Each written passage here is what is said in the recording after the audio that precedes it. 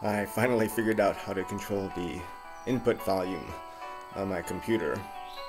It was pretty silly of me since, if I took the time to investigate, it was pretty straightforward, which is connected to my topic of awareness, or as is often translated, mindfulness, one of the Noble Eightfold Path within the subset category of samadhi, or mental discipline, often linked with meditation.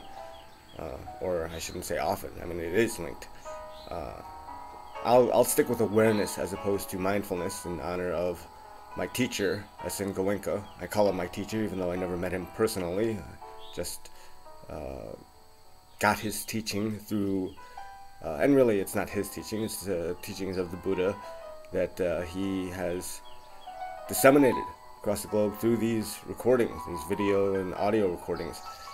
And really, good teaching is critical to walk you through this process of learning how to meditate properly.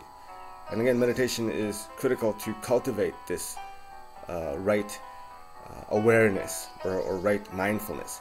Another way to put it maybe is conscientiousness, just learning how to be considerate of other people and your environment.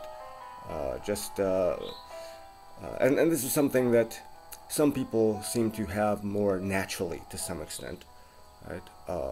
Maybe it's also in large part a function of how one is raised, being considerate of others around you, and not just being so kind of tunnel vision like. But really to cultivate this properly, I think it requires meditation, because no matter how well one is trained to be aware and conscientious and considerate of others, if it's not a function of kind of deep inner insight, it's forced, and you do these things begrudgingly, even if you're able to somehow keep a smile on your face. I think of like the smile of a televangelist like Joel Osteen or someone like that. No offense, maybe some offense to people who subscribe to his teachings, but that kind of smile seems really forced in comparison to the smile of the Buddha, which is much more natural. It shouldn't be a struggle to be aware, to be mindful. An example comes to mind. During my meditation course, there was this one guy. We were told beforehand, before noble silence, since really we can't talk to each other after that for 10 days. We were told to try to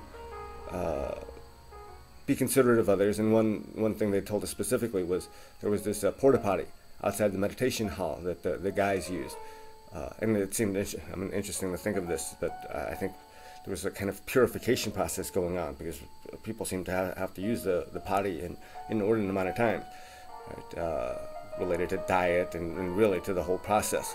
But anyway, so the porta potty doors tended to slam very loudly, disturbing the idyllic setting and the peace.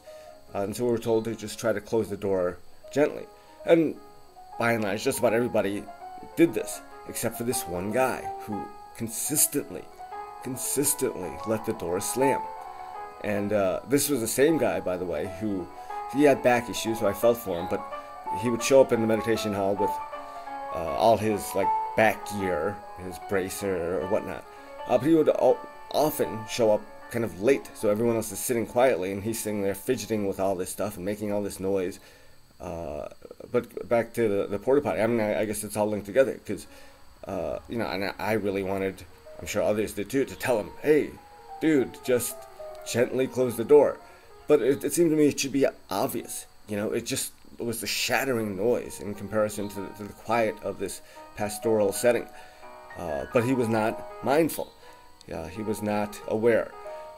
And again, some people seem to have it more naturally. Others, maybe it's forced through how one is raised, and even through religion and society and that type of thing. But I think through meditation, it becomes much more natural to be mindful, to be aware.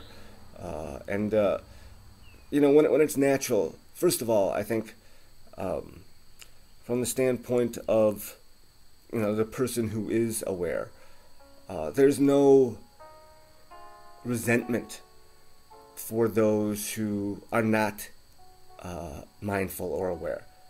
I was very irritated by this guy who kept letting the porta potty door slam.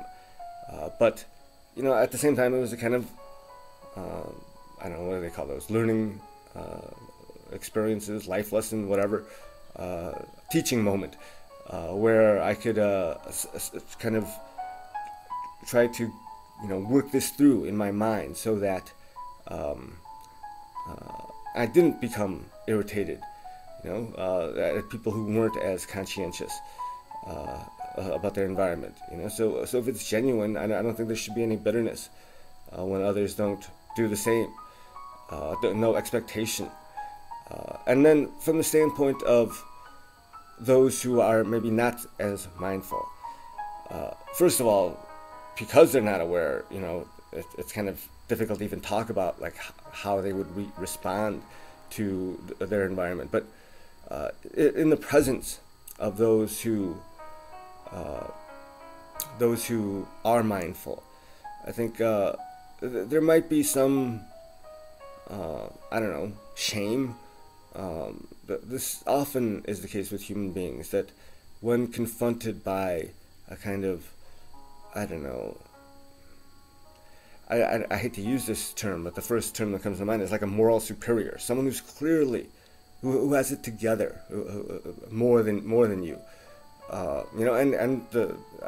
reason I hate to use this term is I'm sure the person who is this superior, like a Buddha or a Christ, let's call him Jesus, that these figures don't lord it over you, that they are the most humble, like the current Pope willing to wash the feet of the poor,